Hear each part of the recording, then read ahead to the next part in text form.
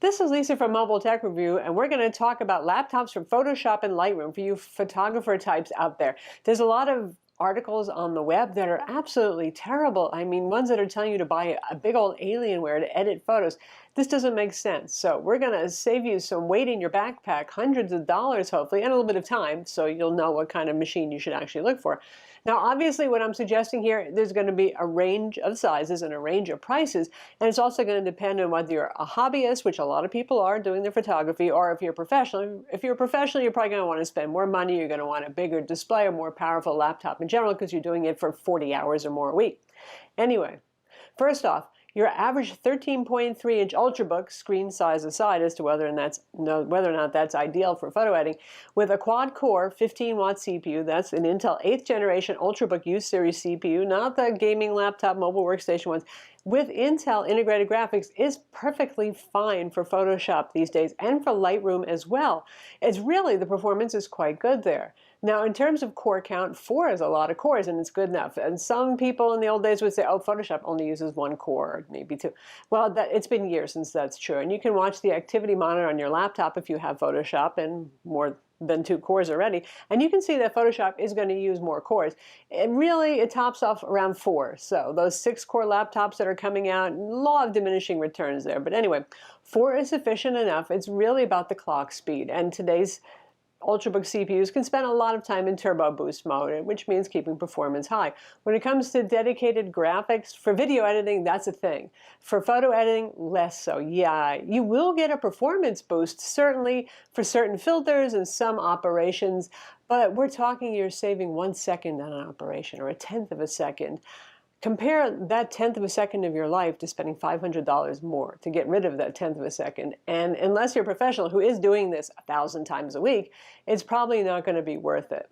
Now, if you do want to spend a little money and throw in some dedicated graphics, like I said, especially if you use heavy filters like, Nik photo filters, I think the big old filters are less of a thing now. People are more often buying presets, though. You will see a bit faster performance there. Also, if you do go for dedicated graphics and you're looking for an excuse to buy that GTX 1080 monster gaming rig, well, if you play games or if you're doing video editing or you're doing CAD work, well, more power to you, and it makes sense. But with Adobe, still, there's a law of diminishing returns. A GTX 1050 to 1060 is where you do see a performance boost, and then after that, you go to a 1070, a 1080, and it kind of levels off. So you're throwing your money away, unless you want that fancier, higher-end GPU for gaming and 3D work as well. Lightroom is a pig when it comes to performance. Everybody likes to say that. Okay, it's gotten a lot better, really. But it's still, what Lightroom really is a big old database with a nice image editing front end on it. So it's very storage dependent, the speed of your storage. And this one puts you in kind of a bind. Why is that? Because a fast SSD will make Lightroom feel a lot faster when you're importing, when you're thumbing through your catalogs, the load times, all that sort of thing, even when you're exporting. But the problem is big SSDs are very expensive. So, you can get an Ultrabook these days for $750 that has a 256 gig SSD, but you're going to run out of space really quick. So you're going to end up using external 2.5-inch spinning hard drives. That's what I do, because in the end, the expense of super fast SSDs is just too much internally. But if you do have the money to spend, you can get big internal SSD storage, and that would be a place maybe to spend your money even more over doing that versus the dedicated graphics, because you'll get more of that in Lightroom in the end, where it really will feel a lot different in terms of performance. Another alternative, though, that is more affordable, external SSDs. These days you can get Samsung T3 and T5 SSDs in fairly high capacities, and they're typically less expensive than getting an internal SSD that's 1 terabyte or 2 terabyte. That can be $500–600 upgrade still. Next, there's that pen and convertible thing.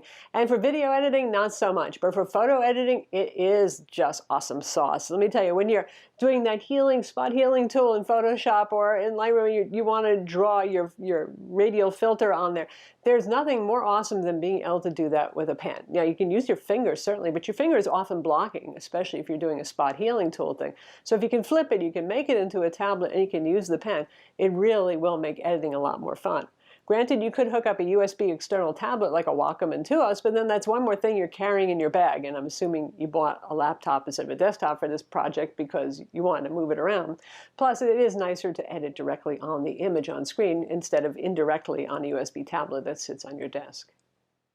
Now, once again, instead of throwing the money into a faster mobile workstation class machine or a gaming laptop, I would say the display is where you want to spend your money, because it really comes down to that in the end. If you're editing photos, you need something that has pretty good color gamut. You need something that's pretty good contrast and has pretty good color accuracy, or get a colorimeter and calibrate it. It has to be good enough accuracy that it can be calibrated, or whatever you're doing to your photo could actually make it worse or not any better. You see it on somebody else's screen and you go, oh my God, what did I do to my photo? So that is important. Happily today, for around $1,000 in your kind of nice premium Ultrabook space, even sometimes $850, $800, you can get a screen that has almost full sRGB, around 99% of sRGB, which is the color gamut, and around 75% of Adobe RGB, which is perfectly fine unless you're working for print and you're a professional, in which case you probably don't even need to watch this video. You already know what you're doing and you're going to get a higher gamut display. So that's more important, again, than adding more horsepower on. What you see is only as good as the product that you're going to output. Now, honest to goodness, when you're editing photos, you want a really big monitor. But, you know, I'm assuming, again, you're buying a laptop instead of a desktop because you need to do some of this on the go, via proofing, via editing, to decide whether you want to keep these photos or shoot a new set, that sort of thing. So, yes, you do want a nice desktop monitor. 27-inch 4K would be awesome. You know, thank goodness those are $400 or less these days. But for on-device, make sure you get something that has good color gamut and good contrast. That's something we always provide in all of our reviews of laptops, all of that information, and that's why it's there. It's for you photo editors and you video editors out there too. Resolution is less important, well, particularly on the 13.3 inch. You're talking about such a small screen that even for photo editing, yeah, you don't have, you know, you might be able to zoom in more and see a little more detail, but still, it's 13.3 inches. A 1080p display, 1920 by 1080, is fine. If you're moving up to a 15.6 inch or bigger display, then I would like 2K or even 4K, because you're really starting to see the benefit there. Or Surface Book 2 with its 3:2 aspect ratio is almost 4K, has a beautiful screen on it too.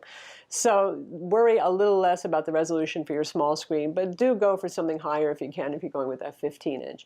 Speaking of the Surface products, they have beautiful displays on them. That's a selling point. And the 3:2 aspect ratio is well suited to digital SLR, mirrorless camera shooting, not smartphone. We're talking kind of real camera shooting kind of people here. Because usually most of us do shoot in 3:2 aspect ratio. So you've got a perfect full screen proofing machine going on right there.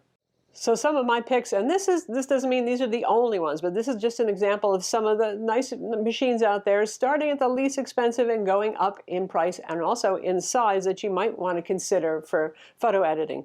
There's a Lenovo Yoga 730 13-inch, pretty affordable there. It's one of the lowest ends.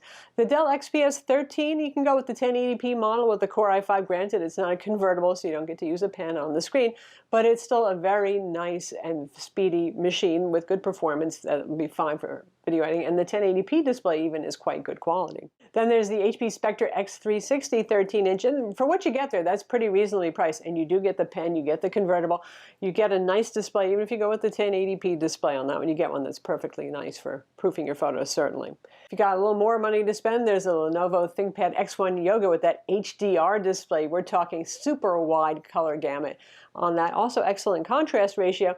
That one's nice, particularly for those of you who are working for print, where you need the Adobe RGB color gamut, because it supports that. All the others are really sRGB level laptop displays.